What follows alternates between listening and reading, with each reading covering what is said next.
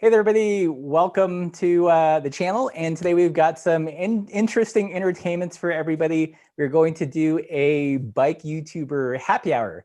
And I'm joined by two guests. Let's have you guys introduce yourselves. So whoever wants to go first. I'm Eric. I'm the creator behind the vlog cycling channel, Spindatt. Just a bunch of bike stuff, hitting things with hammers, trying to do it for as cheap as possible. And hi everybody, I'm Michael from LockedIn. My channel is predominantly product reviews and just adventure cycling or gravel or basically anything under the sun. It's kind of morphed into different things over the years. Yeah, cool. Yeah, the reason I wanted to gather us all together is like everyone's in lockdown. You're trying to be creative to make content. And you know, it's tough when you can't ride with folks. So I figured it'd be a fun time to hang out with other fellow bike YouTubers and kind of nerd out and take some questions. We've got three topics I think we're going to talk about.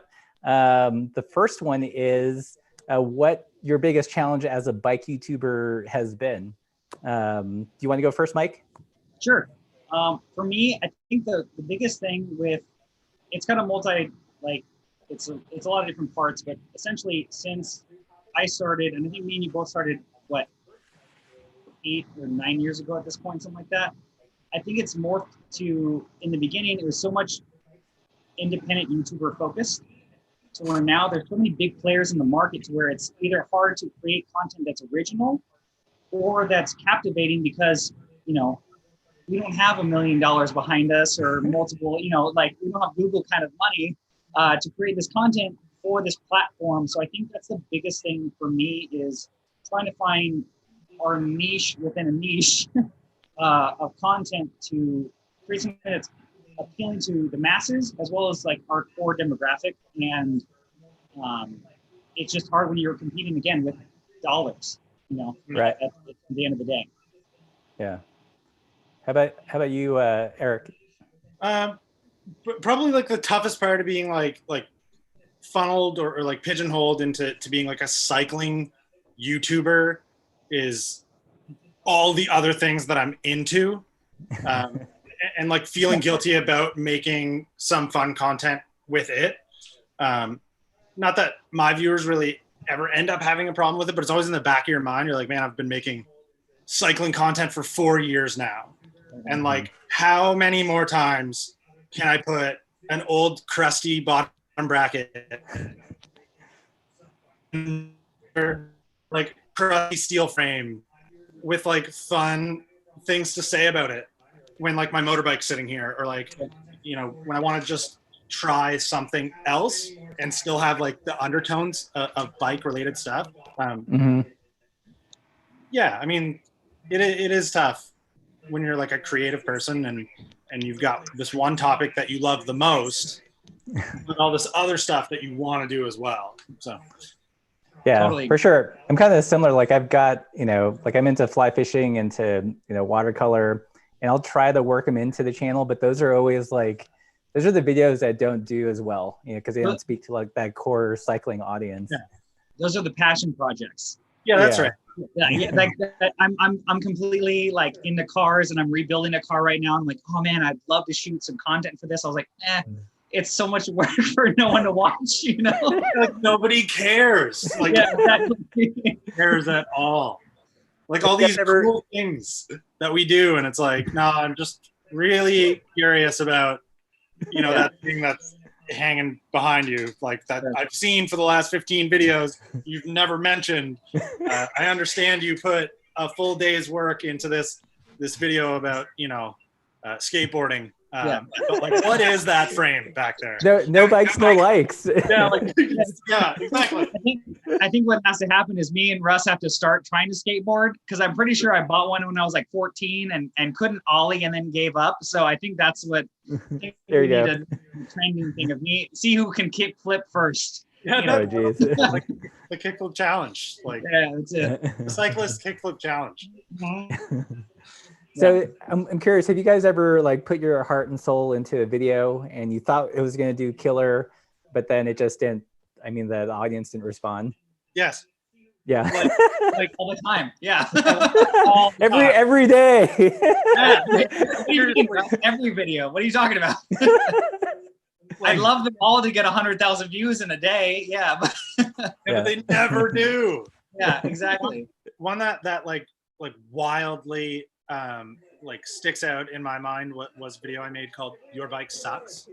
Like that was supposed to be like super clickbaity, like a good story to like get people to be upset when they came in, and then it's like, here's this guy made a mean comment. He is the problem with right. People making people feel bad for having to ride something a little bit cheaper while they're getting into it. Great message, super fun to shoot. Like, I loved the way it ended. I was like, this one is going to take off because so many people are going to click on it. They're not going to like the title. They need to know. And it was like, 7,000, I don't know what it has now, but I'm like, it didn't really take off. And then like this video I made, like I have a purple KHS that I have. For some reason, everybody loves it. And I just title a video that, and it gets the same amount of views. It was like, like a 2-hour video to shoot. Yeah, like, just get the Gold Sprint stuff ready and like kind of, come on, everybody, let's just get the Gold Sprint geared up. Boom! Like it's the highest grossing revenue video for the last month. I'm like, I have totally had like videos like that I just shot on a whim that do super weirdly well. Like I had one that was about, because my channel predominantly in the past was a lot about single speed and fixed gear stuff, because that's how I started. And I did a video after I kind of gotten out of that, that was about, are fixed gears still cool? And that was like a super clickbait. And it literally, the most comments I've ever gotten, and it was just me talking to the camera for like 10 minutes. And that's it. Right. And there was no other footage. I didn't shoot anything else. I was like, you know what? That was like when the like Walmart got fixed gears and like all this stuff, and I just did it, and like it wasn't everyone took it as like I hate on all like forms of cycling and you have to be like this elitist, and to me it was just like, no, the stigma was fixed gears were this like underground, like you knew who you were group, and like if you saw another fixed gear cyclist, that was like you knew each other but nobody knew who you were. Right. And then I was like, that was the point of the video, but everyone took it as like this whole like me talking shit on everybody, and like it literally has like 50,000 views or something stupid, like, and I was like, man, I wish I could do that kind of stuff all the time because it was so easy. Like where like, I'll spend hours on a video, like, all right, I need this beautiful like B-roll shot of this, and I gotta show this in detail, and then it gets, a couple thousand or whatever. It's like, every video I think is like that for us at this point. It's like, we all try to create quality content, but it's like, it's tough when you see the content that might not have as much quality get more views than others. And that's when it gets really rough. Yeah, one of the videos that I did recently that did well was the Shimano or the SRAM derailleur hack.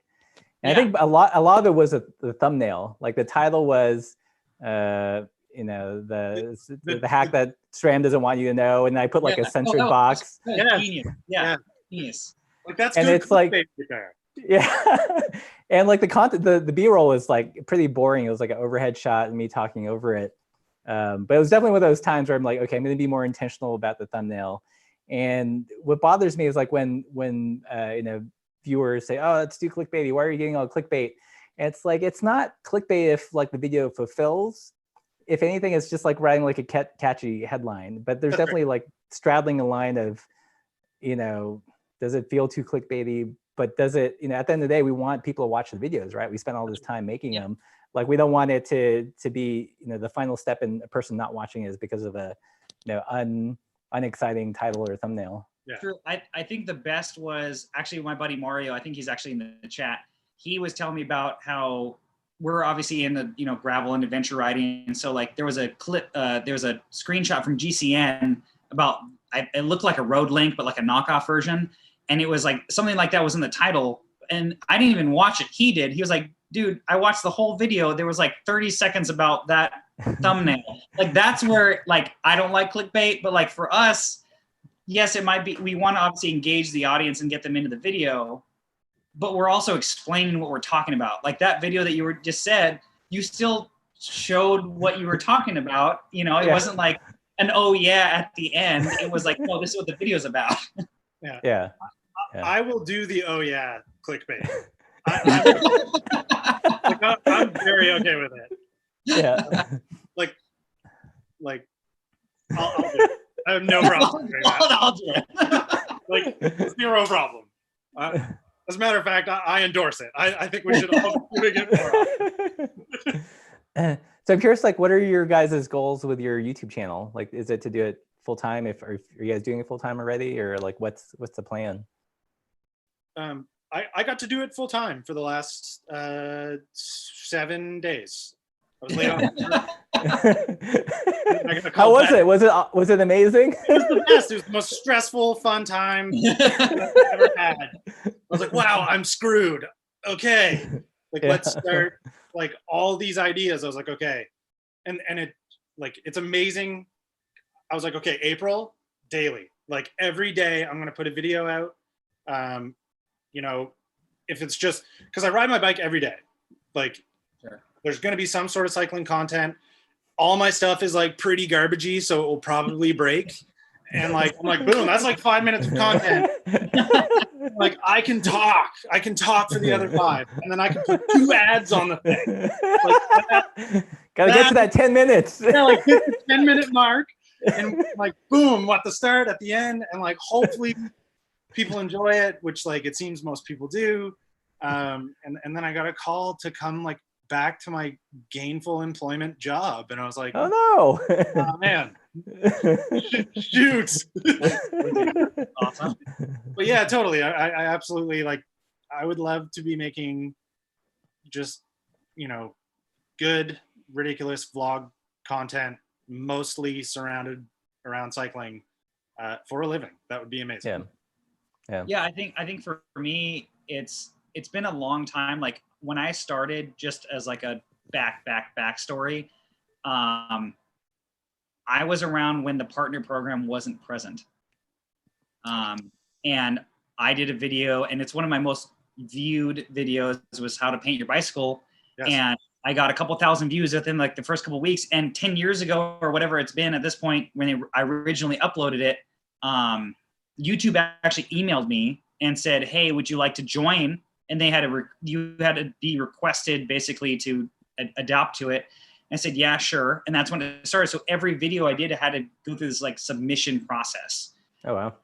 And that was how it started. Like there wasn't any creator studio. There's nothing that there is now. It was literally, you had to be asked to do it. And since then, everything's really changed. Not to get super into the backstory, but I'll mention it a little bit because it kind of prefaces the story, is I had to rebrand. I used to be called Mike's Bikes. So any originals like in the chat or whatever, that's what I used to be called. I got a lawsuit / cease and desist from Mike's Bikes because I didn't know that they were a big chain at the time. Tried to work with them. They didn't want to. And so I rebranded so I could keep all my content online, but I had to redo my channel. And so since then, it's something where it's a passion project for me. I love doing it. I love having a creative outlet because this is not my full-time job. Would I love it to be? Sure. I think anybody at this point in their life, especially with, online opportunities, would love to meld their passion and their career together. Mm-hmm. And I think YouTube is a great avenue to do that. I just think it's now, because of all the big players and all the big money that's thrown around, it's harder, but it's not impossible.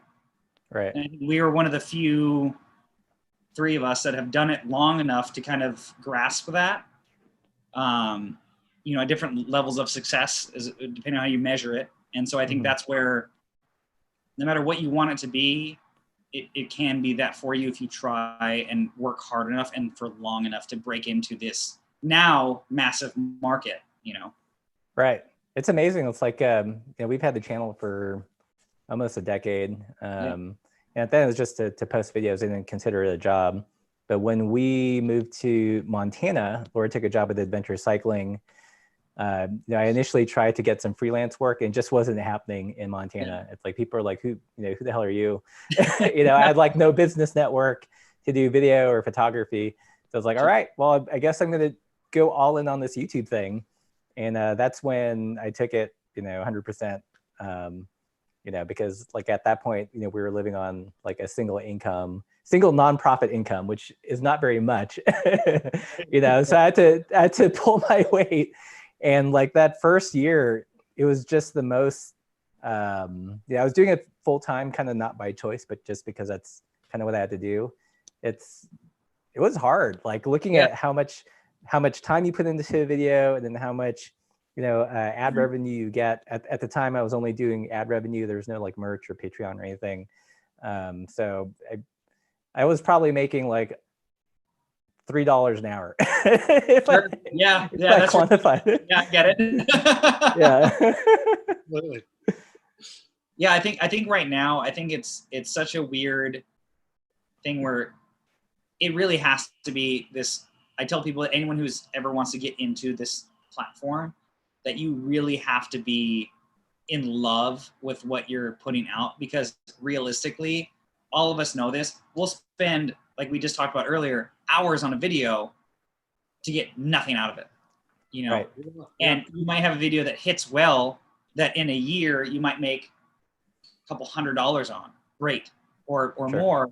But it's just like, well, that potential full day of work over the course of however many days, the return is so minimal initially, and it takes so long for you to build up enough to where it's regular, like, kickbacks or whatever you want to call it. Yeah, and then if you take a couple weeks off, which I've done before, it's like gone.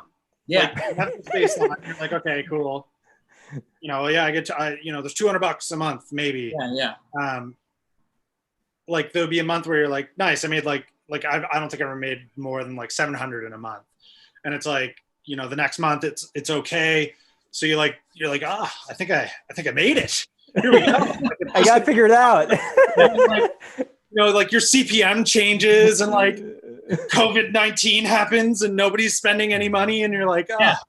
And no, I even had that where I did a video that I've never had got partially monetized. That was a new thing for me. Yeah. I did a video about how I was supposed to start this build series for this like monster gravel bike, and my frame got delayed because of the COVID-19. And I made a video about it, and then like I've never had a video not be monetized because like I'm pretty good about all that. right. And then like half monetization, and it said like YouTube said your content might be like what was it? Controversial or something like that. It was just because the coronavirus was in the title of how the coronavirus affected me and my bike build. Yeah, like that. Right. Yeah, it was ridiculous. Yeah.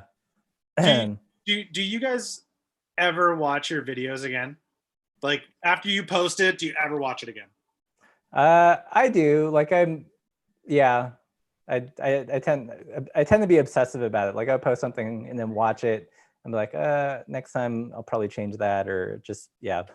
Really? I usually watch it on a different platform just to make sure that like audio or coloring or something will look okay, because I understand that like most everybody's consuming our stuff on mobile devices. Right. Yeah. So I will always watch it after posted, and even though granted it's at the point where it doesn't really matter if I've messed something up, that it's gonna be on there forever. Right. Yeah. But yeah, like I'll once in a while, or if I need to be like in research for a video of like, I think I shot some content about some subject. Yes. I'll pull up the old video. Right. Typically on YouTube, instead of like going through my catalog of stuff and be like, okay, well, and I'll sit and watch the ad for 5 seconds and click through. But like that's, I'm just looking for. Oh my God, was that? Yeah. Like I don't need that penny. Like, all right, I'll click through. I'll probably make more if I watch the whole thing, but we never do. So that's how it goes. Like I don't like I upload and delete everything. Oh, really? Oh, yeah. Wow. That's bold, man. And I'm like, gone, next one. No, I think, okay, so I have to ask this question for all of you. granted, like we're all do different slightly styles of videos, but like I hate listening to the same thing, because granted I do a lot of like piece to cameras, and where I'm doing like I don't script anything, but I'm talking about something or a product or whatever. By the end of it, like I don't want to hear myself anymore. Like, Yes. I'll be editing, like Angelo will be asleep, it'll be like 2 a.m. I'm trying to get a video out at, you know, just the next morning. sure. And like I'll have said the same thing started over and over and over. And Yep. I'll be like, enough. And I'll just Eric, shut up. Yeah. Like, close, done. Tomorrow morning is when I start dealing with this stupid idiot again. Oh, Okay, man. I'll give you guys my 2 tips for fast video editing.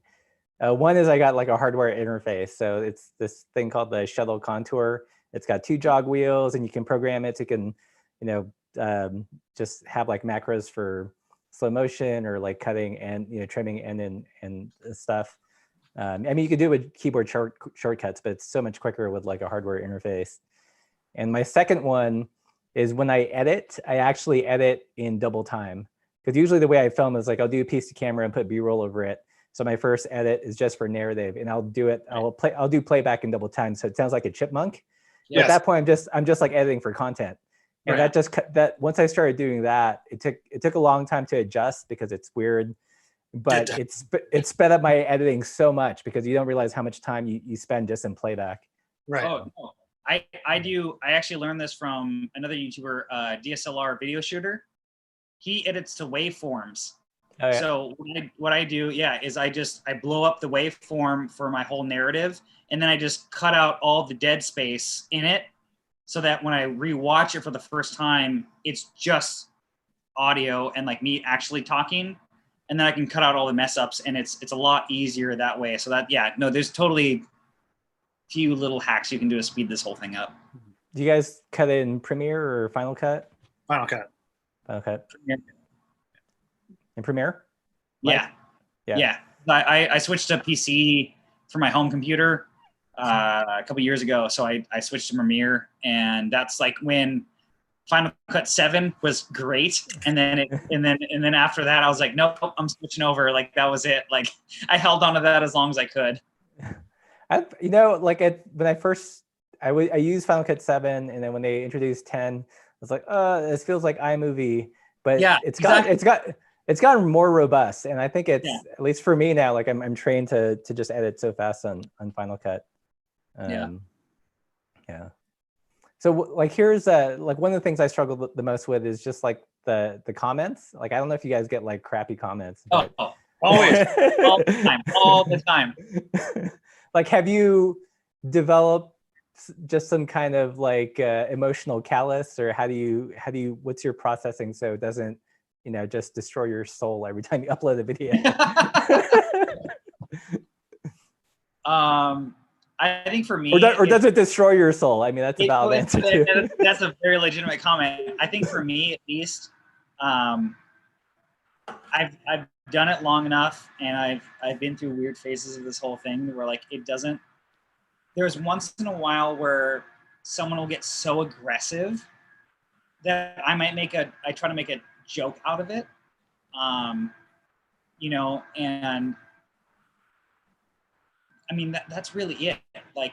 Like shout out to my dad if he's watching this, but like he gets more offended than I do, you know, like like he's like, who has this kind of bad day to where they have to comment on your videos, you know, like that's but I appreciate it. But at the end of the day, I think for me it's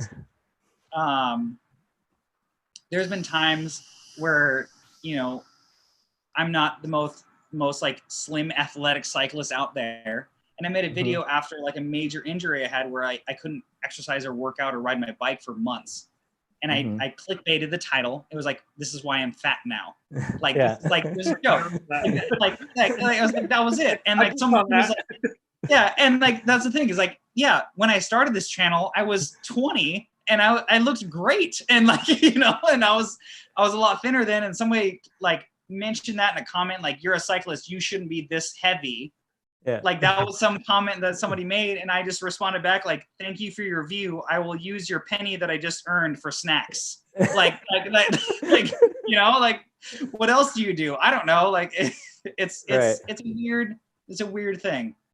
Yeah. Yeah, I've kind of go Eric. I don't find. I mean, I would say they bother me for sure. The ones that actually bother me the most are like, everyone is a keyboard thug mechanic. Oh, I love it. Yes. Like everyone, and like, I think for my whole life, my defense mechanism has always been like, okay, poke fun at yourself and laugh at yourself. Yeah. Throughout the entire video, and make sure you show up, like show every mistake, show everything, so that no one can like call you out for it in the comments. Like, don't hide your shortcomings, enjoy them. And like, even in the last Poseidon video, like trying to put that Altegra stuff together and being like, you know, I can hear my dad saying what was wrong with the other levers. Like, why can't I just leave this alone? Perfectly fine running bike. Now I can't use it. Like all those things. And yet still someone in the comments goes like, I just don't understand why you wouldn't just leave that alone. and like, just kind of keep it together. And I'm like, I said that. That's the worst part, is like, sometimes I catch myself creating a video, doing a piece to camera, and I can really already anticipate the comments, and then like I pre-address them. Yeah, and then there's always one I was like, no one's gonna be asinine to say that. And then that's like the first comment. Oh no, 100%. The best is the inner dialogue. If we could all do it like while we're creating videos, would be amazing, because it's all this. Like we all see it, we all know it's coming, but it's just like, I think that's when you fight through it enough to where you understand, like, this is what I'm going to hear, but this is what I have to say. You know, like that's It'll be fine. It's going to have to be fine, because like 95% of the people are going to be pumped. Like, honestly, I think probably even the people who make those comments, because sarcasm does not come across in comments at all. And I've made that mistake too. Where I'll make like a smart ass comment back to someone and they're like, oh, like you didn't get it. And I'm like, then you feel even more of a prick. It's like, I don't know. Yeah. Totally. The internet. What a place to be. Yeah. I don't know what else. Like it. What have you guys learned any like life lessons after doing YouTube for a number of years? Like, has it? I don't know. I think that kind of like backpacks on what you just said. Like, you kind of have to have a thick skin. Like you're always gonna get ridiculed, and we've all. I mean, I speak for myself. We've all had I've had those moments where, like, back in the day when somebody would say something, I'm like, okay, well, when you have a video that you produce and you make, like, let me know and I'll comment on yours. Like, you know, like, I think it's something where you have to own what you create. You have to be okay with it being in the public eye, and that you have to be all right with everything that comes because of it. You know, we're all doing this because we love it. You know, again, everybody's at different levels of capacity as far as like income based off of that. But I think the fact of we are all creating consumable content for people to enjoy, I think is really what it boils down to. And that is something that is very, you know, it's not a selfish act. Like, for me right now, like, I'm not doing this for me. I'm doing it because I love cycling, and I reach out to companies and try to work with them or do whatever capacity of my channel, because I enjoy what I do.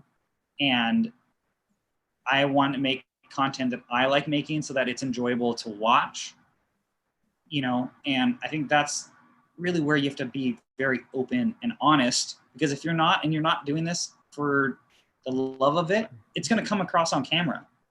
I do like minor photography work, and I tell people, like, if you feel awkward, you're going to look awkward. Like, that's how essentially all this boils down to is, if it's not for the love of the game, like, you're not gonna make it. Like, you're not gonna because of comments. You're not gonna make it because you're gonna run out of ideas for content. Like, the other day, I'm sitting at home in quarantine, and I'm inspired by the different people that I watch, and I'm like, oh, I could do a video about that. You know, like that's why I watch it and consume it so often. Yeah. Yeah, one thing I've learned about myself, I mean, it became like, I had a pretty good sense of like what kind of cyclist I was, but after the whole Dirty Kansas experience where, you know, we'll try this, you know, training for an event thing and like getting a coach and nutrition and you know, a plan and all that stuff, it's abundantly clear that that's not the kind of cyclist that we were. And in the comments, you know, there are a ton of great comments, but also like a ton of really just like shitty ones. People were criticizing us for everything, for, you know, not wearing a jersey, for eating burritos instead of goo, for riding it in flat pedals. And it made me realize like I'm, you know, fairly at ease with myself. I've been doing this for a long time, but I can only imagine that there's tons of cyclists where they get this shit and, you know, it just turns them off from cycling. So it was pretty, like the DK was really pivotal in lots of ways because like, okay, if I'm feeling like this, there's got to be a ton of other cyclists that are either enthusiasts, have no interest in racing, and they somehow feel like abandoned by, you know, the big cycling complex. And that's when we really like kind of double down on, you know, supple life, party pace, whatever you want to call it. Yeah. No, it needed a name because Yeah. when you think of cycling, you think of racing. So like it needed something so people could rally around. So. Yeah. Yeah, I totally agree with that. Like I tried to do Grinduro last year and I didn't make the whole, like I got timed out, you know, but like me and my buddy Mario did it and I called it, they had the Grindito and the Grinduro and we kind of like landed somewhere in the middle. So I just called it the Grindito Plus. Like that was what we did. You know, like we still did 5,000 feet of climbing in like 50 miles or whatever it was. But like I was like, but we didn't do 8,060 miles. Like that's, you know, so you know. Yeah, and somehow like you have to feel bad about that. Like but like we still saw Ted King at the last checkpoint eating snacks with us. Like it's fine. Like you're right there with him. You know, granted, I skipped 30 miles and he was that much ahead of me. But you know, that's it. Yeah. So we got a question here from a Velo Studio. I'm curious what you guys will say. What advice would you give to a new YouTube bike channel? He just hit 100 subs.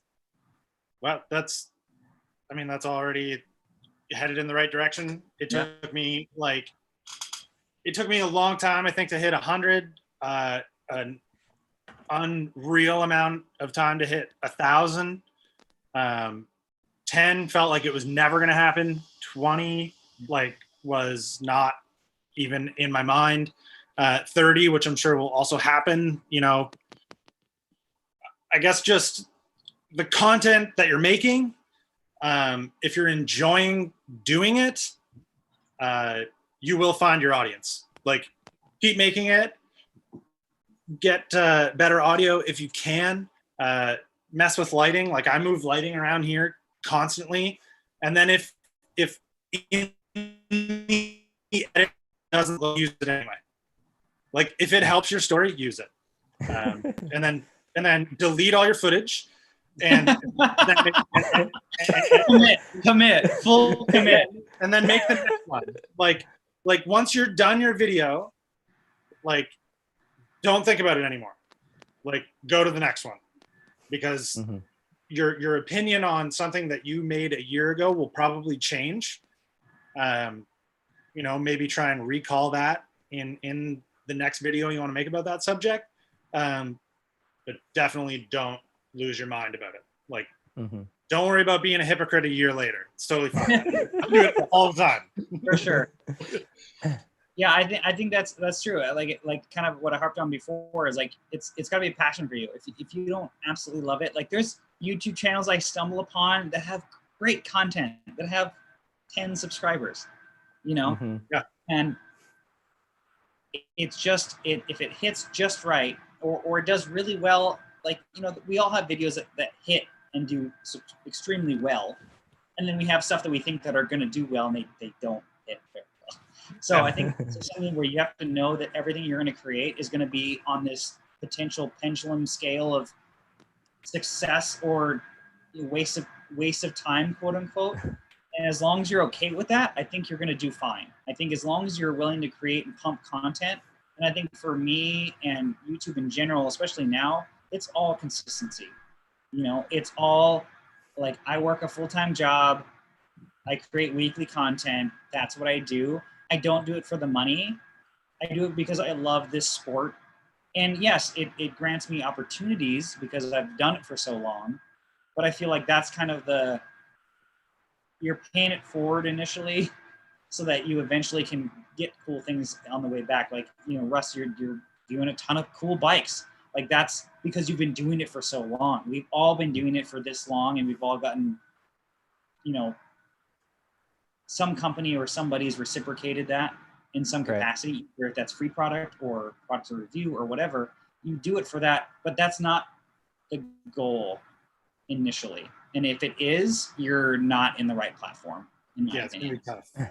Yeah. Especially now.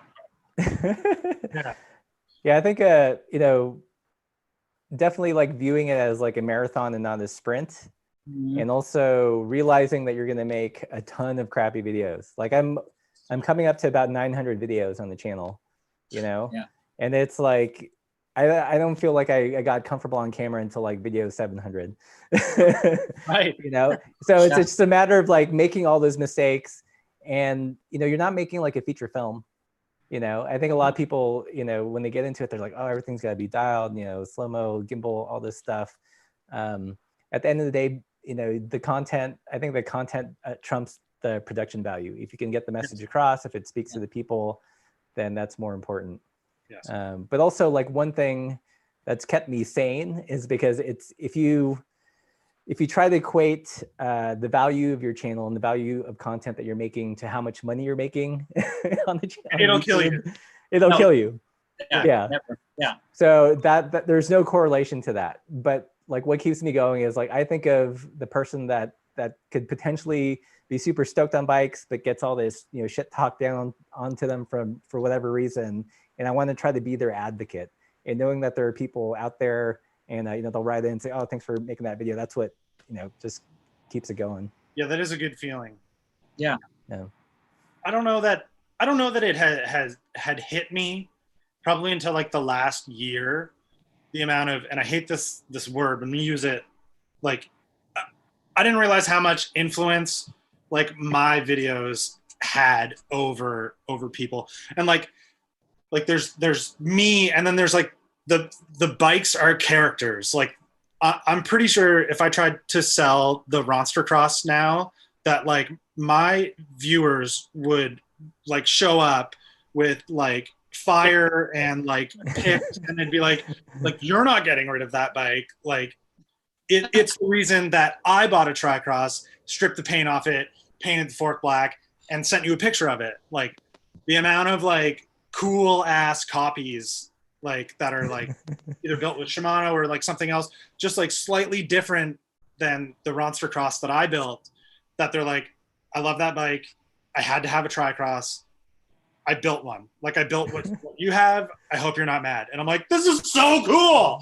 Well, like, I got that the other day with the Poseidon X. I had somebody like direct message me on Instagram. He's like, bro, bought this because of your review. I'm like, awesome, dude. Like, awesome. Like, cool.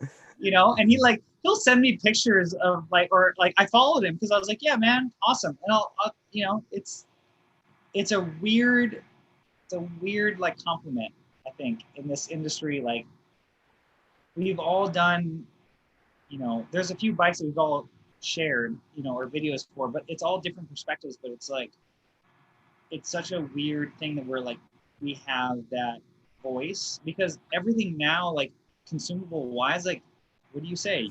Oh, I'm going to YouTube it. Like that's what you do. Yeah. You know, like I'm not going to learn anything. I'm going to YouTube it. Like that's right. That's it. Yeah, that's right. So here's a question for you guys. So like the kind of the big elephants in the room in terms of like YouTube channels, for cycling YouTube channels, is like GCN, you know, Bike Radar. Like how do you, like what do you learn from them, and do you like purposely make your stuff different from GCN to differentiate, or, you know, or does it even enter your mind? It used to. It doesn't anymore. Yeah. Like I get my influence on everything I make from other different types of channels. Like I'll watch like Cletus McFarlane. He's like a car guy. Oh, love like, that guy. Yeah. I'll watch his stuff and be like, okay, I want to get a group of friends together. I want to like have a weird race on like crappy bikes. And then like I'll be watching a Mr. Beast video and I'm like, when I have a spare $1,000, I'm making everybody like race their road bikes on like a mud climb, and whoever gets to the top gets the $1,000. Like We'd all love to have that kind of like, yeah, we'd all I want to do stuff like that. Yeah. And like that is not a GCN thing. Like that's like I'm a YouTuber. I'm not a like TV you know, personality product guy, right? Like I'm Yeah. like I love all YouTube content. I watch so much mindless YouTube content Same. that like is not at all cycling related. As a matter of fact, I'd probably watch very little cycling content in comparison to what I truly do consume through YouTube. Like just like weird skit stuff, like, and I'm like, I'd love to incorporate some of that into my channel in like a vlog format that is entertaining, that like people try and remember something from, with a terrible title. If it had good information in it, they're never going to find it again. How about you, Mike? How does GCN play into your content strategy? I think originally it did, not gonna lie, because like they really produced stuff that was how-tos, and that was kind of my bread and butter in the beginning. But now, like the one thing that we all kind of benefit from in its own capacity, and everybody's at their own facet of this, is like GCN doesn't do reviews. They do paid promos for high-end bicycles that we're never going to touch. Granted, no offense, like you get the Bear Claw with the Axis, like you get some nice stuff every once in a while, but realistically, like we're not going to get mainstream, brands that are going to come to us, and which is unfortunate, because I think we are the everyman consumer. I think it'd be smart for them to do that, but I get it for the return on investment. I think that realistically, we offer a service that people, I hope, can correlate with, that we are the average cyclist at any capacity. We are all at different fitness levels. And, I know me and Russ reviewed the event in Kyoto. That was like one bike that we, and then obviously, me and Eric that did the Poseidon next. So we've all had like crossover bikes and give our own perspective, and it's very different. And I think that's really where this platform shines, that we're not this huge conglomerate of production or people or whatever. We are us. We are what we're doing and what we're producing. So it's a very honest thing. And I think that's really where, when you're going to YouTube it, that's what you're looking for, And so I think that GCN provides a lot of great information, but they do lack still on certain avenues of information or style of video, because they can't do it because they are a money-driven channel. For sure. Yeah, I think I was thinking of like, I did that whole series, The Cave of Bad Ideas, where where I'm basically like destroying SRAM derailleurs, and like that's something that they could never do. Right. So I tend to think of like, okay, what's the content like, a GCN, a Bike Radar, cycling tips just can't do, because they're taking money from the industry. They do sponsored videos. Oh my God! Somebody just commented, GCN is like the Top Gear in the 70s. Holy! Oh, it's so good. It's so good. Thank you, Rick H. That was awesome. Sorry, that was awesome. And for us, like we were sponsored cyclists by Salsa, like very loosely sponsored. We're like the least athletic, like Salsa sponsored cyclists a couple years ago. And we actually told them, like, I don't think we can do this anymore. Like our YouTube channel you know, we want to talk about other bikes, and we don't Yeah. want to have our hands tied, and you know, like we can't talk about salsa all the time. It's just, you know, there's such, you know, it's just not going to be good for us. And you know, we're still friends with them, and they said cool, they'll still send this product, but it's not like on the official basis. So that's an instance where we were like, well, you know, sponsorship is actually a little bit more of a detriment, because, you know, it prevents you from talking about things in a certain way. And I know, like, when we've approached certain brands about reviewing things, they'll be like, well, are you sponsored? Because there's this whole kind of like weird puzzle thing of like different brands work together, and if you're sponsored by this brand, then you can't touch any products from this family. And we're like, nope, no sponsorship. And they're like, okay, cool. So you guys actually like reach out to companies? I do. Yeah. I mean, I can only do so many things to my poor Crest bike. Right. Yeah. I guess I just feel like I'd be like, oh, the audacity of this like YouTuber wants what? He wants to do what with it?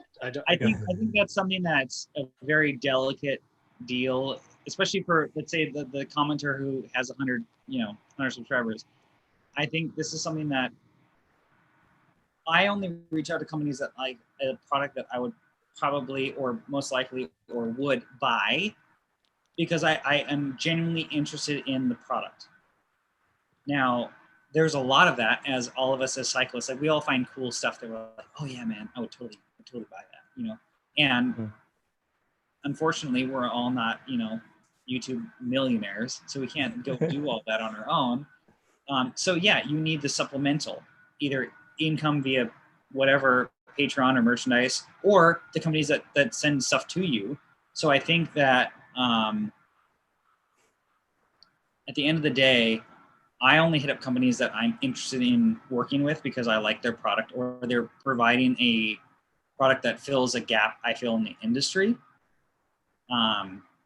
And that creates beautiful relationships. Like, and there's some that like for instance, like Redshift, I reached out to them to send me a stem, loved it. And then I knew they came out with a seat post. Didn't hit them up for the seat post because I knew they were on Kickstarter and they were doing pre-orders or whatever. They emailed me saying like, hey, we're going to send a review unit. We have some now.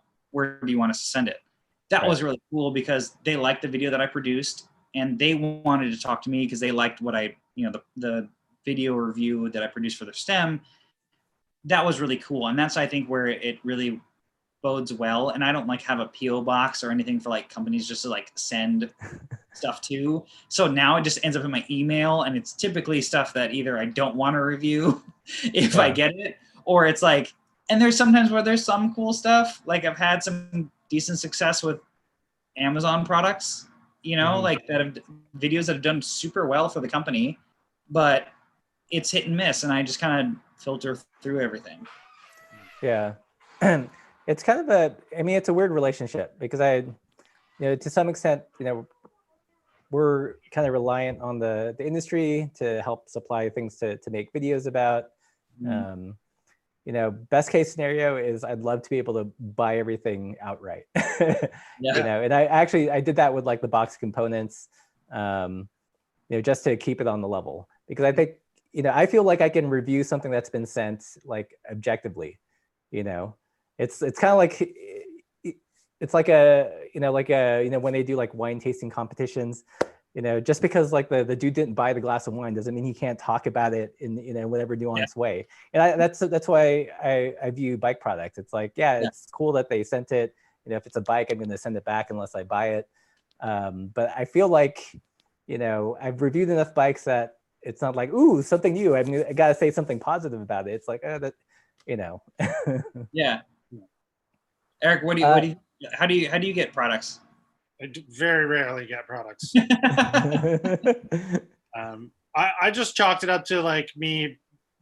I don't know. Maybe companies just don't want to work with someone like me who produces the videos I produce, and I understand that. Like friends of mine have always been like, "Wow, you're awfully brutally honest about that one, huh?" Yeah, I guess sort of. I don't know. like sometimes it's a little bit for humor, like other times, like, I don't know. In my mind, you know, anytime people ask me about products anyway, I'm like, anything from a pretty reputable company is probably pretty good. Yeah. Like most bikes are pretty good. Yeah. Like most drivetrains are pretty good. Like, Right. if you're buying something from a company that has managed to survive for 10 to 15 years, long. yeah, like they've done it because like their product doesn't suck. Yeah. Or like someone is putting a lot of money into them to keep their crappy product alive. That would be a real bummer if you bought that. But I tend to think that that's probably not the case. Yeah, I don't think bike companies can afford to make a truly like shitty bike. Yeah, You like, know? It's like, especially now. I mean, it would be just too much. yeah. Yeah, unless you're talking Walmart, like that's where they're just paying to put somebody's name that maybe some old geezer is going to recognize, so they buy the bike for the kid. Like that's Right. Yeah, that was a good one. Like, even even those, if the people who put them together, if they knew what they were doing, yeah. what they're doing, like you can make those work fine. Yeah. You know, you can certainly get hurt on one. Sure, Madame Grandma, yeah. Like, All right, but, so so YouTube chat, if you have any questions, feel free to ask. I'm going to scroll through real quick. Here's a good one from Alex. What bike do you folks really want to try that's out on the market that you haven't had a chance to try, but if they said, here's a bike to review, you would say, hell yeah. I want to ride the Fairdale rocket ship really, really bad. Like, I know it's going to be great. It's just it's a 4130 steel frame, through axle, NV fork. I just build it with whatever. But like, Taj is an old BMXer. IBMX, I want to ride that bike. Like, I want to own one. It's been on the market forever. I know that there's nothing wildly special about it. I just know that there's like a level of, I love that this frame set for what you get is like $700. Like, that's something I could get behind. I want to ride that, and I'd love to push it, and it not break, because it wouldn't break. I like that. Yeah. For me, I like weird stuff. So like I'd either want to try like the evil Shammy Hagar. And I know. Hey, I see your face, Eric. I see it. I know I'm probably gonna hate it, but like I want to try it. I just want to try it. Like that's it. Like that's one of the bikes that it got so I saw it at Grinduro. It was literally at the Grinduro I was at. That was where like whatever product tested it or whatever they were doing, or worked for the company. I don't know, but I saw so much cool, weird stuff and weird tech at that show. And the race, that there was frame builders there that had full suspension, or at 110 120 mil forks on their gravel bikes, because they would suspension correct their steel frames for it. A lot of cool stuff that was just really really out there. I think that's the next wave of stuff that I would like to see, of just like the translation of what people think gravel is going to be. That's really where I'd like to be at, because I'm no expert bike handler or cyclist in general, but that's something that I would enjoy seeing. What does this feel like? What do you think we're going to do? I think everybody's got their very interesting solution between Louth, Redshift, and a rigid setup, or whatever, and tire clearance, or mountain bike head angles. That it's such a weird, interesting market that's developing in all these different kind of facets that I would love to be a part of. Russ, Yeah. what do you? I've been curious about the Chamois Hagar. Like, I have opinions. Like we came up with one of the things I tried to come up with this past year was our bicycle flavor wheel. So, taking trail number and associating it with, adjective and stuff. And looking at the numbers, like, you know, I have a sense of how it would ride, and I'd love to see if riding it kind of confirms, you know, those instincts. I think it would. Okay, now we have to ask what adjective it would hit and where would it fall? Like, that's what I want to, I'm kind of putting you on the spot, but like, we have to know. Well, in terms of like climbing, like the adjective would be drunken goat. Okay, got it. All right. But in terms of descending, super stable. So I don't know. Yeah, like gravel's an interesting space. I feel like it's splitting very quickly now into like two major camps, right? Like, so road / cross inspired, then more mountain bike inspired. You know, what's going to win? Or is there an answer? Yeah. I mean, for me personally, I tend to like, what attracted me to gravel was kind of like underbiking, you know, having like slightly inappropriate bike, but you know, like with the wide tires. I'm a thought where like I prefer not to have like any moving active suspension, but just have it in the tire, and just, you know, that's part of the fun, is like, you know, it's not the perfect bike, or it's not too much bike for the terrain. So. I agree with that. Yeah, for sure. Yeah, I mean, that's what inspired the build series I'm doing now, for sure. Is the monster gravel. Like the frame set I'm working with is the Cobalt Warhawk, and it clears a 700 by 50 and a 650B by, they say 2.1. I think 2.2, but that's just me. But it has all the bike packing mounts. It has everything I could want, minus one or two little niggles of things that I would love. But it's just, why not? You know, it's this weird thing where, you know, 650 by 47 is such the kind of hard mark for these big companies. Mm-hmm. And it's the little companies that are pushing those boundaries that can make everything better for the, let's call it the average cyclist. Or what was yours? The student cyclist? What was it? That's what my channel used to be. Yeah, yes. Yeah, exactly. Like that's what it is. Like, that's, you know, like, look, we're all not Ted King, and we all can like hammer down, you know, a gravel brick road, you know, at 30 miles an hour. So yeah, I want a little more tire clearance than that, like, than he's got. But you know what, guys? This year, no one is racing. Everyone's an average cyclist. Some are just highly more fast average cyclists. Yeah. Not being officially timed. This is king right now. Yeah. Yeah. Once I started seeing like all the, you know, all the big races canceled, I'm like, what are these? What the heck is GCN gonna make videos about for the next like 4 months? Or what's Velo News? Yeah, what's Velo News gonna report on? Or, you know, it's like so much of the bike industry is propped up by racing, and the competitive side, it's like, oh crap, now we just got to make up stuff. How to put a jersey on like a pro. I mean, there's a lot of things. Everything's on Zwift now. Yeah, all these Zwift videos. But I can't help but feel like they will likely start to look at channels like ours. And I don't like, yeah, there's 3 of us here, but there are names that pop up every day with content that I'm like, oh, I would click on that. Yeah. Their biggest hindrances, I don't recognize that name. I'm like, well, that's not Russ's channel. I don't have time.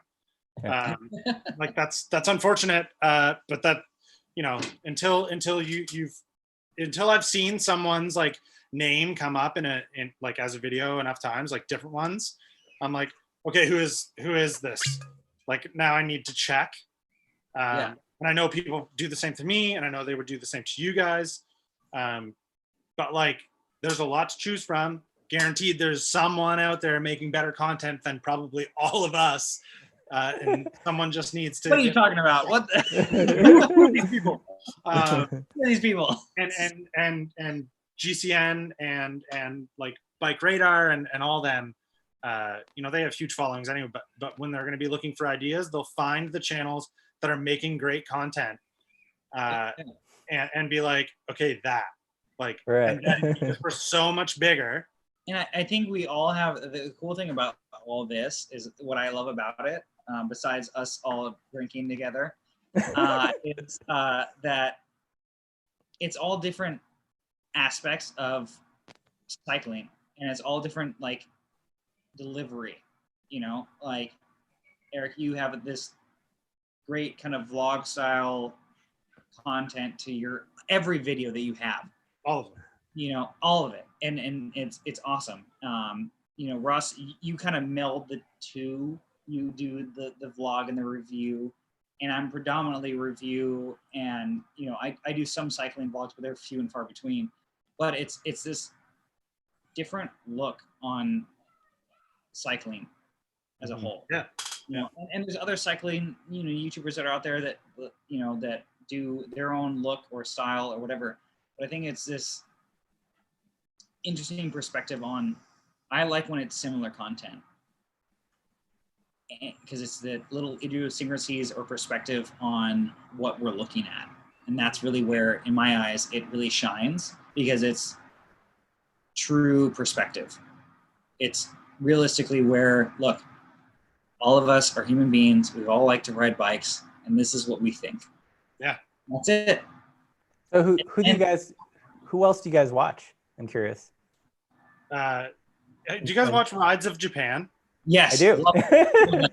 His content is so good. The production value is fire. It's too much. I'm just like, so good. I watched the first video I watched of his. I was like, okay, I got to learn how to do like better product shots. No. Okay, no, you have to get out of your shed. You have to buy a studio space so you can do everything. Something. I was like, okay, how do you do this like backlighting thing? Like it was terrible. No, I respect him as a cinematographer. That's what the word I'm going to use for him. Yeah. And if anybody else, because he literally makes, like, his last video was amazing. It was all about a chain ring. I mean, like, he could do I loved it. It was amazing. It was super good. To where he was legit, like, showing it well, documented it well, explained the whole process, and it was shot beautifully. It's like so good. That's where, like, we all could do that, but, like, you know, he's at this point where it's like expected of it. And yeah. Russ, I loved your it was one of your presentations I watched. I think it was a live or something on your YouTube about being, I think you said, good enough with like how to be a mediocrely successful YouTuber. Yeah. But I swear to God, that was the best sentence out of the whole thing. Because I was like, yeah, no, he's right. Like, where we all talked about it earlier, we can all create videos that we spend hours and hours and hours perfecting, have no idea what it's going to relate to. Mm-hmm.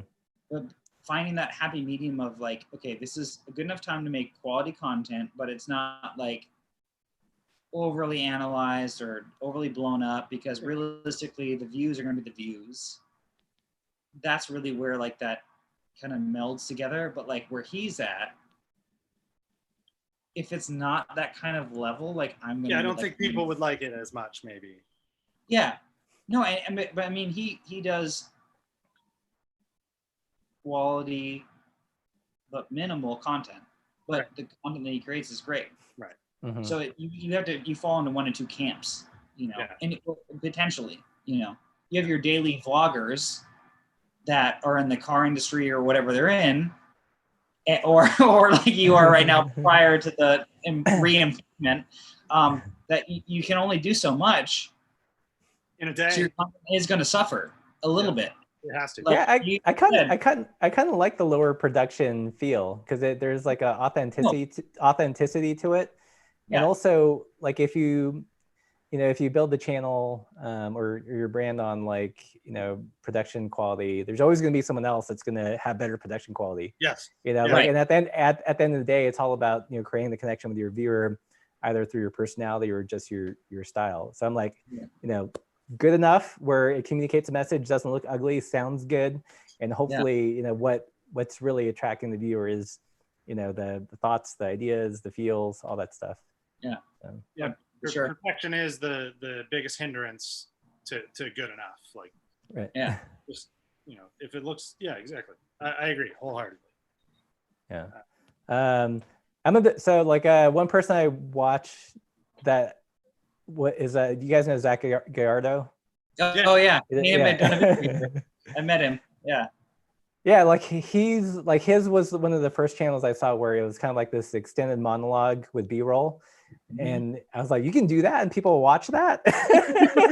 Oh. Yeah, And me.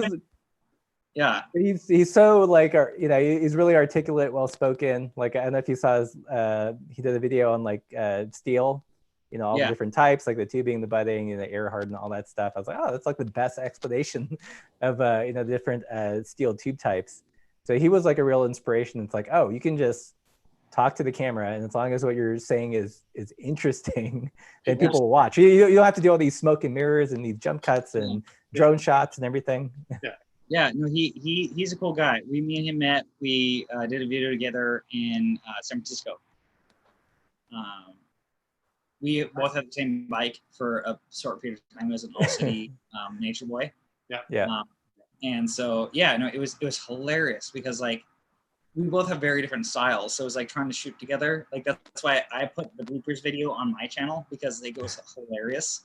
Because he's very scripted. He's eloquent as all hell, and I just talk like that's how it felt. And so he was like, "What do you mean you don't have this written down?" I'm like, "No, man, we're just talking about our bikes. Like, you own it. Like, let's do this." Well, what do you mean? I'm like, oh, all right. Well, it's fine, And like, but he started his thing because I stopped doing fixture stuff. Because I couldn't. I tore a ligament in my leg and I couldn't skid, no brakes anymore. Like that was just the deal. All right. And it was really cool to see this different aspect of it, and that's why I love this platform and like what we're doing right now. Like this is awesome conversations. I'm assuming if no one else wants to hear it, I want to hear it. Yeah. It's therapy, man. This is bike YouTuber therapy. Okay, Russ, you need to do this weekly. Right. YouTube therapy, and this is gonna be all three of us. Like that's what's We'll bring in a special. We'll have Zach on next time. I could picture Zach being part of this whole conversation. Like we almost should have messaged him. I know. Yeah. But like he's also in Tokyo or something like that right now. Yeah. The time difference here is already weird enough. Oh, I know. I used to travel to China. I don't know. He's probably 16 hours ahead. So yeah, he's just in a different day. But we just whatever. Right.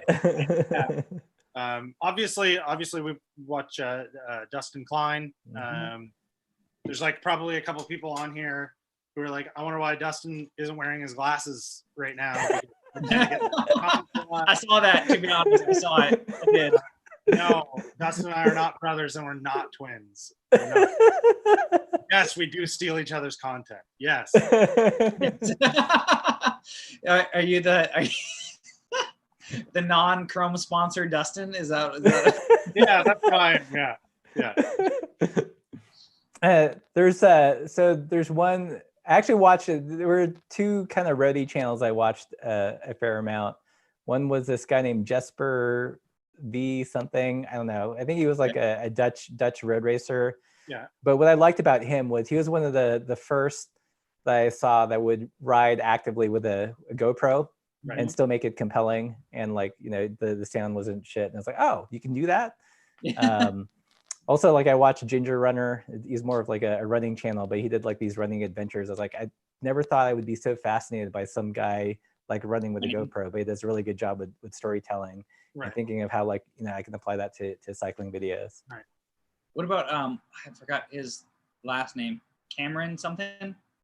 Yeah, he blew up. He's like he's huge now. Yeah. Like his stuff is crazy. I mean, he does stuff that like I wish I could do. He'll like the last video I saw, he threw a dart on a map and was like, yeah, I'm gonna go right there. Like, and it was a sponsored video. That was a sponsored video. He got paid to do that. Yeah, that's what I mean. Like it's I think he was a Zwift. I think there was some controversy around him, but from what I remember, he was a Zwift athlete and was the first like Zwift, like, they do like the e-games or whatever for like video games, like, Modern Warfare, Fortnite, whatever. He was like the version of that with Zwift. And then I don't know if he lost his title or something. There's some controversy around him. But then like he started doing like these really rad videos where he would just go, like he's sponsored by like 4 or 5 different companies. And he goes and does this awesome stuff that killed to do. You know, like Yeah. he was like, oh yeah, I'll throw this dart on a map and go ride. Or Wahoo sponsor me, they send me a kicker. I go ride for 24 hours on my bike. Like, all right, cool. Like, Right. you know, whatever. Like, I don't know. It's weird how certain things will hit, you know, and that'll get you opportunities. Francis Cade. Oh yeah. You guys watch him or not? Yeah. That was a similar moment for me with like someone riding on their bike, stopping to talk, and people watching it. Like Right. that was my, like people will watch this moment. I don't get how he actually carries his whole camera setup because I know what it is. It brings That like looks painful, man. Like, Okay, so I'm working on a video right now for all the live people of like my favorite vlog camera setup, and it's the smallest thing ever. Homeboy has an A7 full frame camera with a whatever lens, you know, G map lens and the mic and the whole bit, and he's carrying it on his back, and I'm like, yeah, his videos look like a movie because he's carrying $3,000 of camera on his back. Like that's anybody's gonna look that good. Yeah. You know, like hang on, I'm gonna go get it. This is what's gonna happen. my camera, like this is what's gonna happen. Yeah, I've switched primarily to just GoPros now for ride videos because it's like I could ride like that, but it's just, to me, it's not worth it. Well, I've like my Canon that I used to shoot. I had. Is that the Osmo or what is that? Yeah. Okay. This is it. Like everything minus like POV, like chest mount shots. This is what I use, and that's why. But I respect him, Francis, for doing that. But man, that is so much camera to carry around. I couldn't do it. Like I crashed way too much to be carrying. Like I had my Canon on my back in a video. I went mountain biking. I went over the bars. I landed on a rock on my camera, and I was like, well, that sucks. And now like the microphone jack was all messed up on it. Like I can't shoot with a mic anymore. And I'm like, well, I don't have $800 to buy a new camera, so I guess I'm shooting with janky audio for the next year and a half. Like that's why I'm producing this video, because again, like inspired by everybody. Like everybody shoots different, but like I did this because of a reason. Like I found a solution for what I think is the hardest way to vlog, as much as I hate that word. Like we all have to do it. Yeah.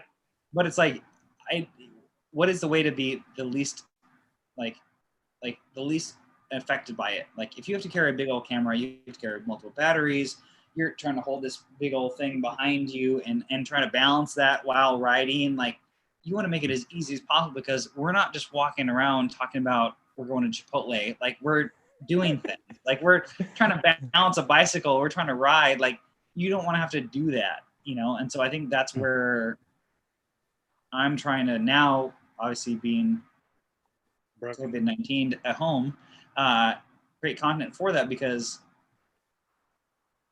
it's all we're trying to do, you know, and it's all perspective. Like Russ, like your GoPro session footage, like I'm like, I need to get one. Like I need to find one. I need to find something that's small, because that would be great. Like that's essentially it.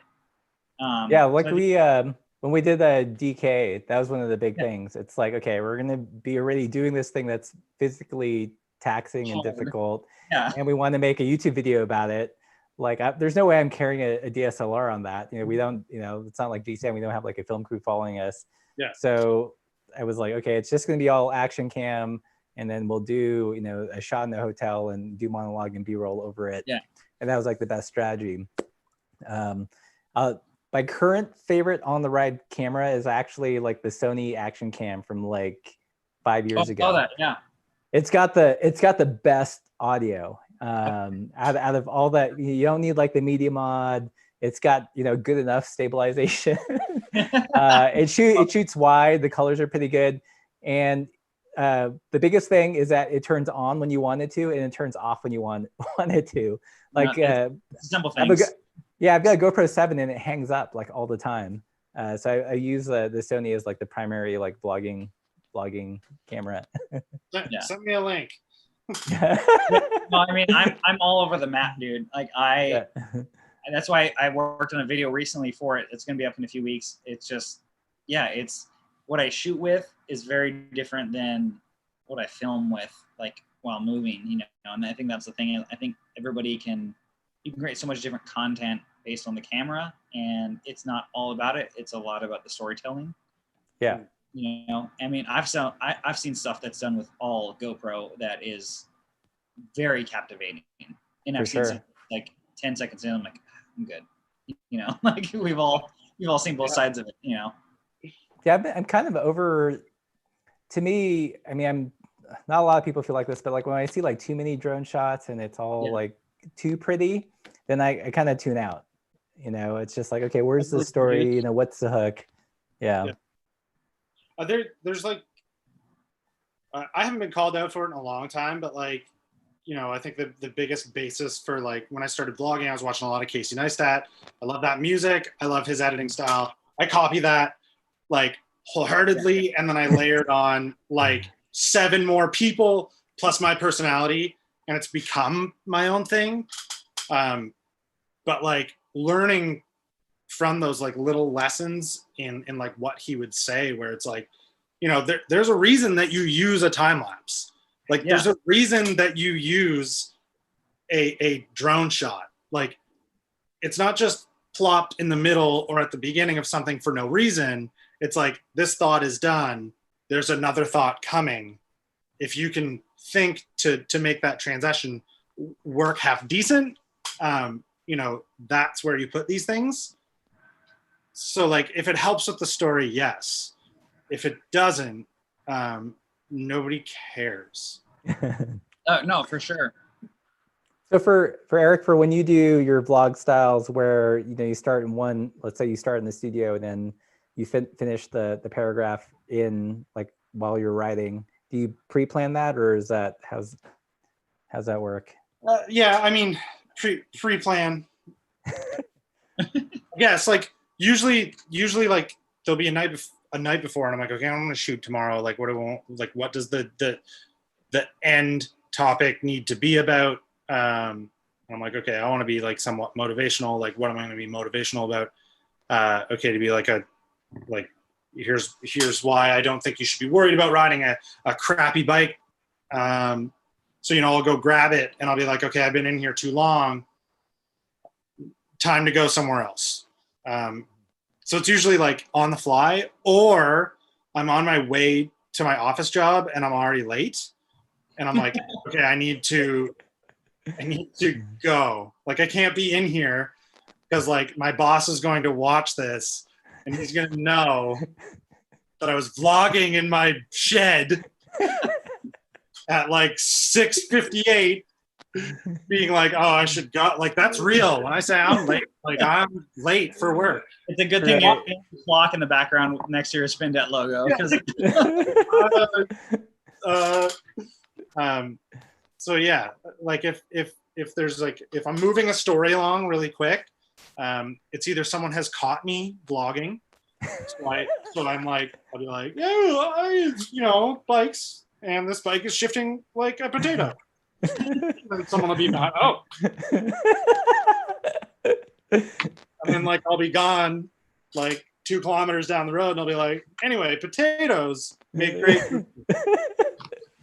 So do you guys still feel awkward like pulling out the camera in public?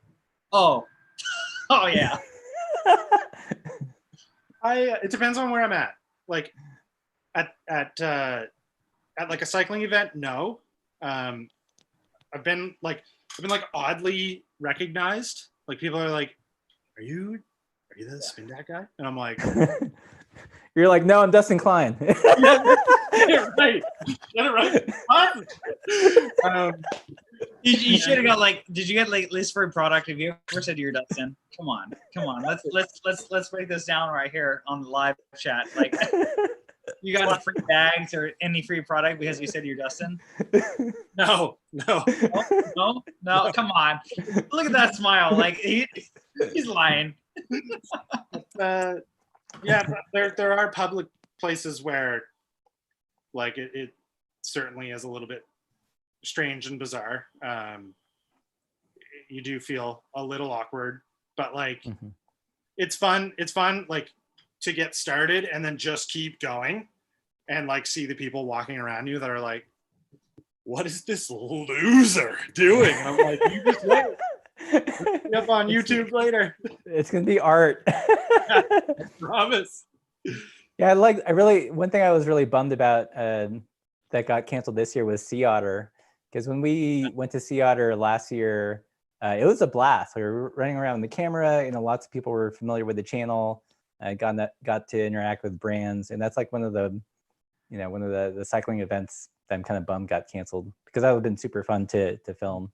Oh yeah, I did last year. I just did a few companies that I was working with at the time that, yeah, I totally wish it was, that was like the escape, it's out of the area for me. But yeah, it's, I mean, even Interbike, it's all kind of gone downhill essentially at this point. For sure. But it's great when companies are innovating, but I think that now it's going to force them to do it. Yeah. Because they legitimately have to, because like there's no other way to be in the public eye. Sea Otter was such a cool event with the road racing and everything else and gravel riding, and it was super awesome. Cool. Well, we've got let's hit our last two topics really quickly. We actually had a list of topics we're going to talk about. So one is what is your guys' favorite tire? Mine still to this day, Panaracer Pasella. What's any size or 30, just 38? 30, yeah. WTB Venture. Yeah. I've ridden in the 47. I have a set of the WTB by Venture by 50Cs. That is going to be something I'm going to be reviewing soon. I'm just waiting to finish the bike that's hanging behind me. Just because everything's closed and I need some hydraulic brake help. So do I.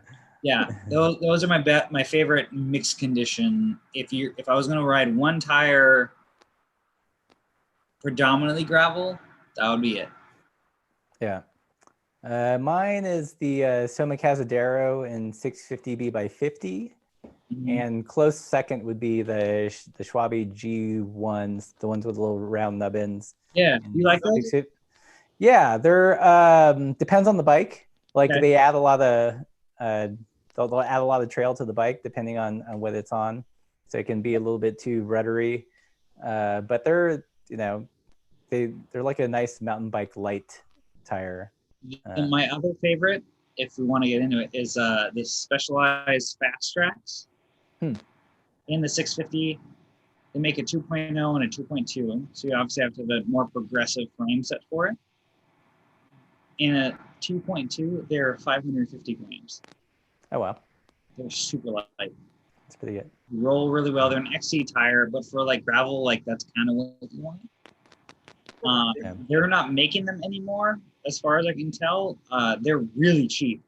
Like those tires are like $24 on eBay a piece for being super light. I've cut one, granted, like sliced it in half, but I would have cut it on anything else. I wrote over a piece of big old glass, like car glass. Right. But those for like a mountain XC tire, they're actually really good. Have you guys ever? There's this one tire that was floating around a couple years ago. It was the Thorn Nomad, and it came in 700 by like 50, 700 by 40, and it basically looked like it was a smooth kind of file tread tan wall, and they were like $15 a pop. But like super supple. Like, there could have been issues with flats, but they were. Could have been. Okay.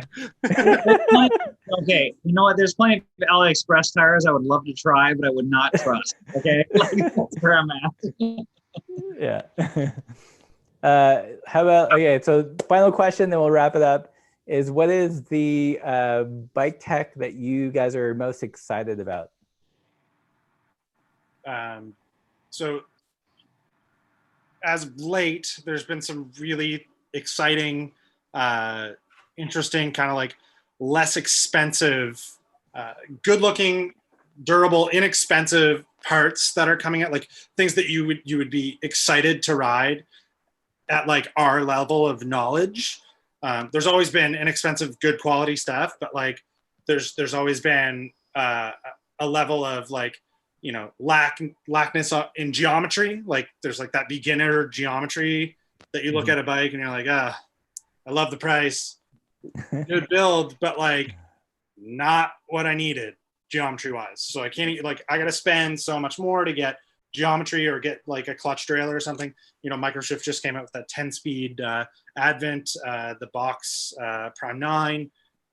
Envy just came out with whatever those tier 2 wheels. Obviously very, very expensive still, but it's cool that a company at such a high price point like that is recognizing like, yeah, okay, people want our product, and they will go for our name at, you know, our reputation versus like, you know, going, you know, buying the thing.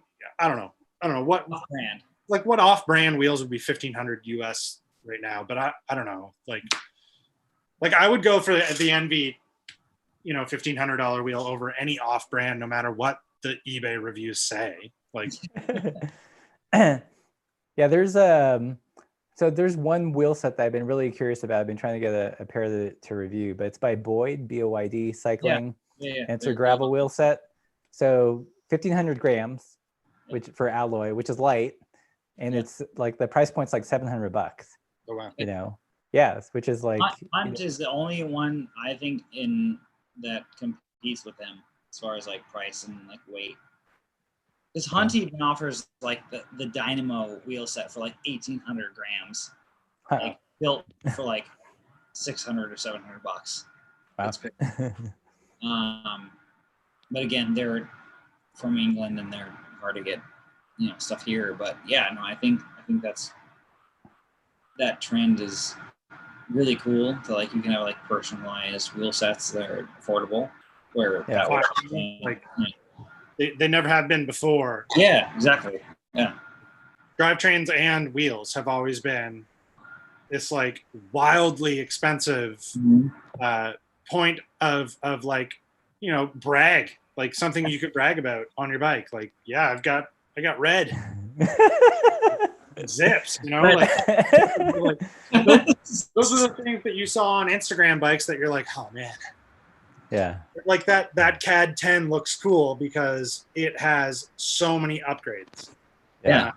Like the CAD 10 is no different than the one that I bought that still has Shimano RS 01s on it, but like, you know, look what you can do with it. And like, it's cool that the price of some of that stuff is going to come down to a point that's going to look good and perform, that like someone like myself, who predominantly creates content around that subject, could build this like, baller ass stealth looking bike for like a fraction of the cost of what it used to be to get something like that. Yeah, exactly. That's what I'm doing for my channel right now. It's like my monster gravel build, like I'm gonna, if numbers are correct, granted I'm working currently on internet weight, if my numbers are correct, I should be able to get my Apex carbon build within half a pound, if not less, than the Access mold.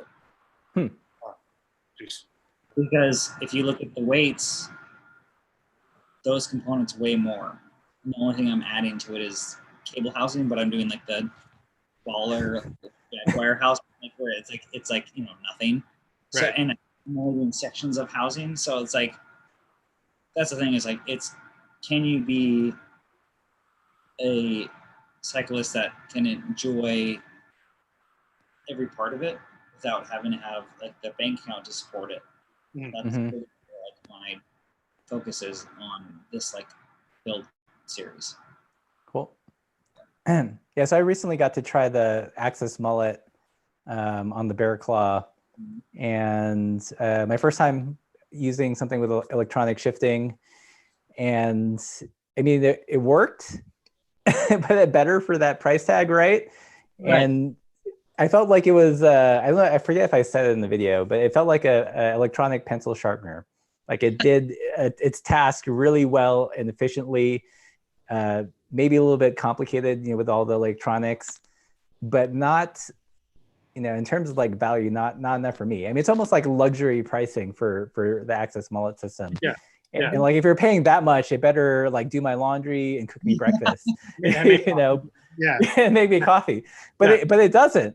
So I'm kind of interested in. Do you know about the Archer electronic shifting system? Yeah, the little box. Yeah.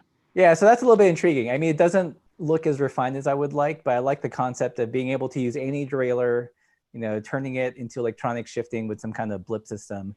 And it seems like you can program it. So let's say you get, because basically it's a servo motor that pulls cable. Right. And you can program how much it pulls per shift. So I could use it on like the box 9, it would be fine. And I could put on my 11-speed setup, it would still be fine. Because it's just programming, the cable pull.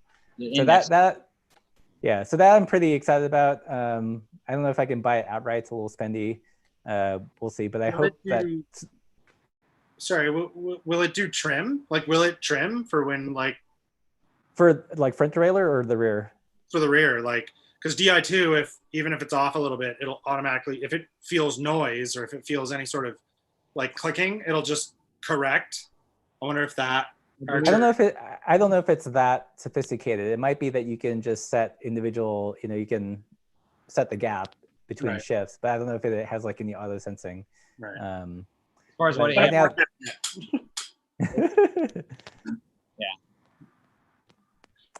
yeah. So that's pretty interesting. I might try to write him an email and see if we can get one, just to try out. So. Let's see. Any other questions in the YouTube chat?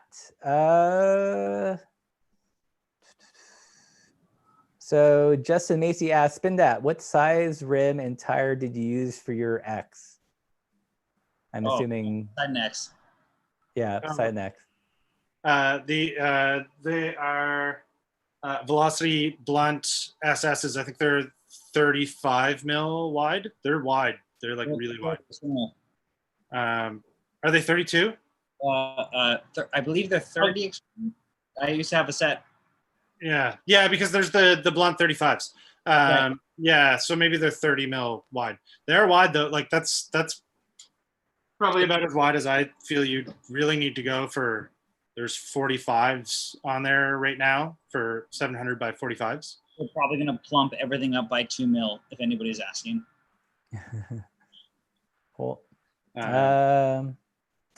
Let's see what else. TLL asked titanium forks ? Have you guys ridden a bike with titanium forks before? Never. Are you, Russ? No. It's a rarity. Like I'm surprised there aren't more. So because they'd be very springy and comfy. Like would they not? Like they would. Yeah. It wouldn't feel racy enough. Dang it. Yeah. It's not for me. We're hard in races over here. That's it. Wait, okay, so Russ, I have to ask: steel, carbon, tie. Favorite.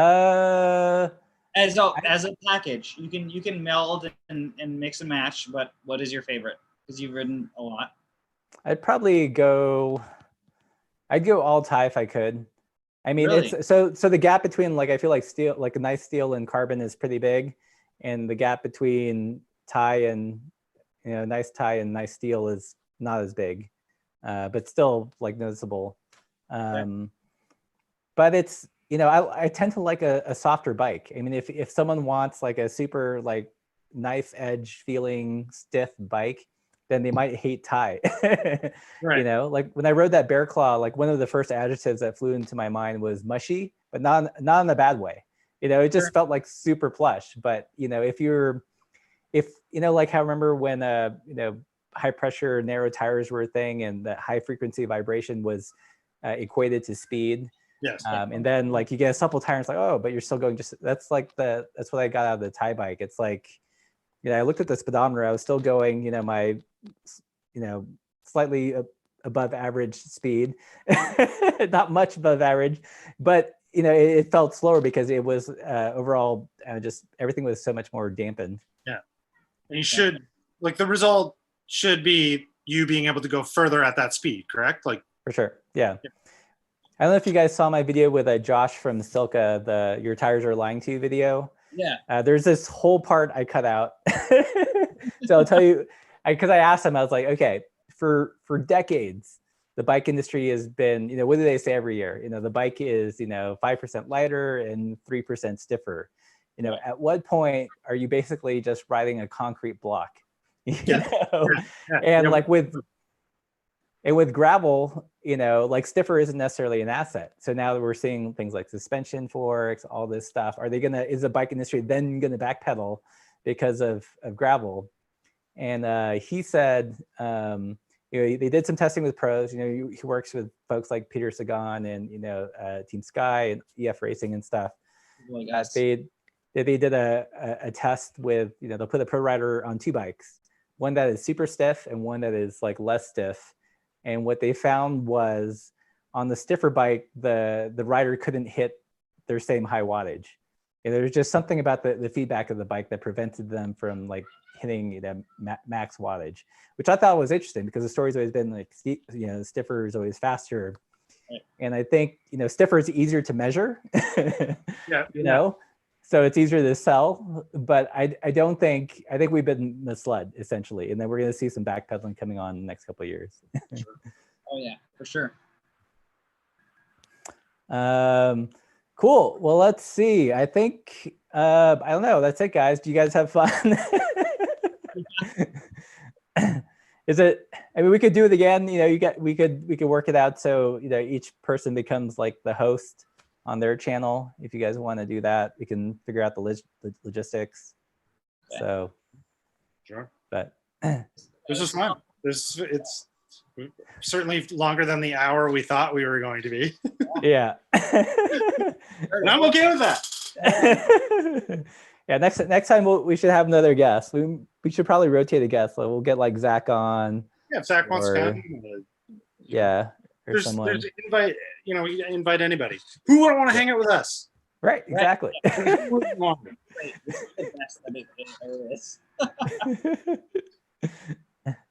All right. Well, I'll close this out. Thank you, Mike from LockedIn, Eric from Spindatt. If you're not familiar with their YouTube channels, you should definitely check them out. Subscribe. They are, in my opinion, fellow supple cyclists on the YouTube channel, exploring bikes beyond just all the racing and what have you. So if you like this content, don't forget to like, share, subscribe for each of us. And hopefully join us next week or next couple of weeks, and we'll have another special guest. So until next time, guys, keep the supple side down.